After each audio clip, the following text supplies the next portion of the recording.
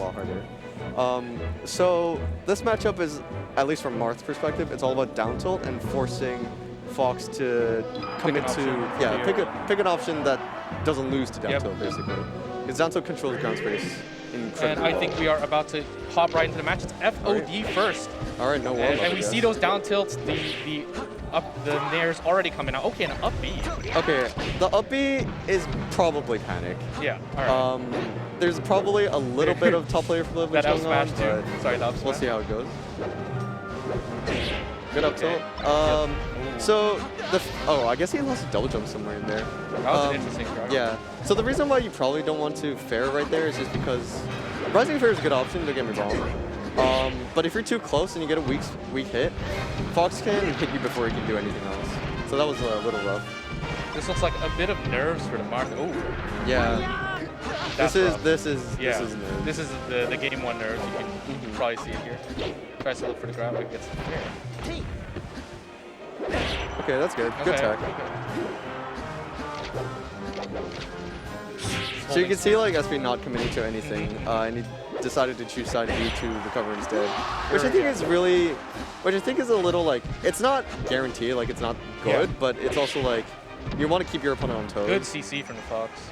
So unless like, yeah, that's really good. You just need to clean this up. That was a really good angle. It's kind of like a chump check. You want to make sure that you want to keep them on their toes. If they don't do anything about it, then you just get stage for free. But yeah, so Darren is just, or Espi. Yeah. It just kind of, see how he like shined there and he didn't commit to anything? That's because he knew that nothing would be safe going in. Yeah. Because Marth was already dashing right. So unless he overshot, and I mean, you would really need to call it out. Call it out, yeah. It's not safe.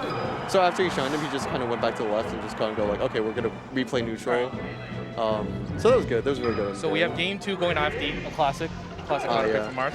Oh, no, Battlefield. Oh, Battlefield. Wow, okay. I can see it. I think Graham is actually like, or Kay3 is not really that comfortable on FD? Playing on FD. Yeah, because you really need to execute the punish well for FD to be worth it.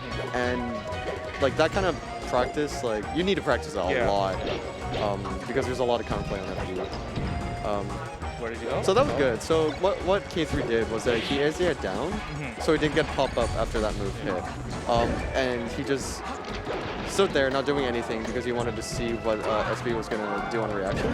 Except Espi didn't bite, he just waited for Kay3 to commit to something before doing that, so I think that was really good. Really good text by Espi. I think like teching in this matchup is incredibly important. Espi's gotten a lot of good text, okay. So, okay, that Nair was really good because he called his normal get up out.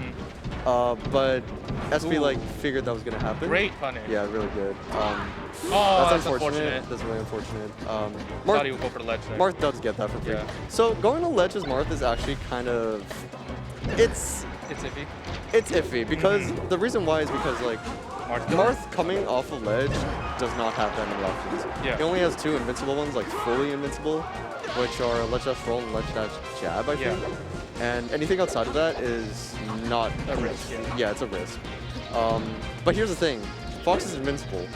So you kind of have to just go like, okay, is Fox, do I bank on Fox not being able to hit me on stage during his invincibility? Or do I go from ledge, wait out the invincibility, and play from there? Great job. That was really good edge guard.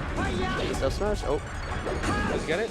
Yeah, so I think a lot of Marths have a problem of closing out edge guards. Yeah. Because it's kind of like, oh shoot, if I get this, then I can close the stopgap.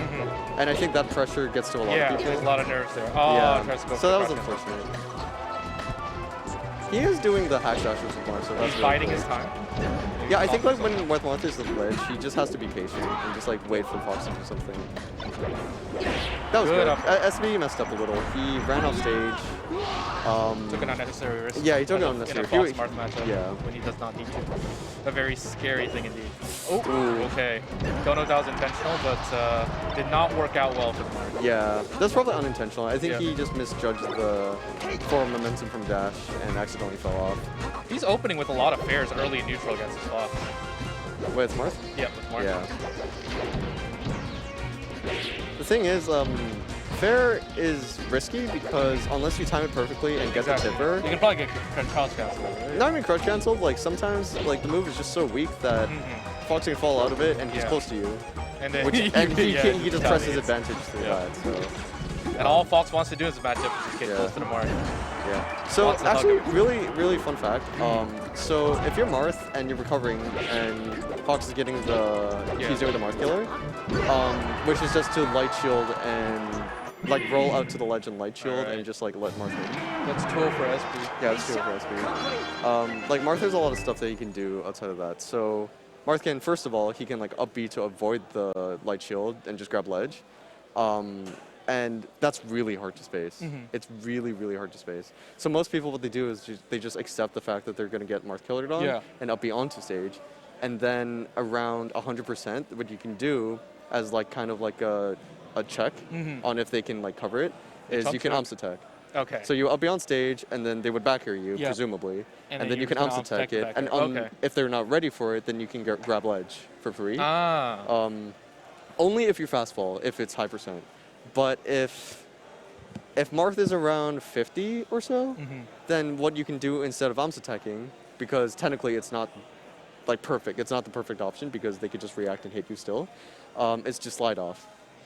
So if they back air you, then you slide off, and then you can double jump back to ledge, and then you just kind of reset situation there. I hope chat got you there because you lost me like halfway through that. That's I'm fair. trying my best here. Yeah. Okay, I did want to ask you about something. Espi in that Fox Marth matchup, I think Espi was the Fox or the Espi was the Fox. I don't want to get this wrong. Okay, Espi was the Fox. So the Marth was doing a lot of down air, just kind of as a kind of a get off me option for the Fox. What do you think about that?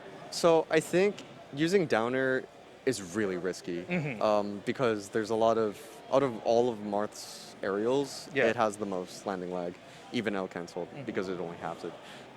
So I think down air is only useful in, of course it depends on the situation, but I think the one that most happens most common is just when Fox is behind you and you want to like hit them because they think you're going to wave dash out or you're going to roll out or whatever. And you just kind of like go like, no, if you're behind me, I can hit you with a downer, and then you force them into a tech situation, which you can react to sometimes. Like it resets neutral in a bad spot, so that's good.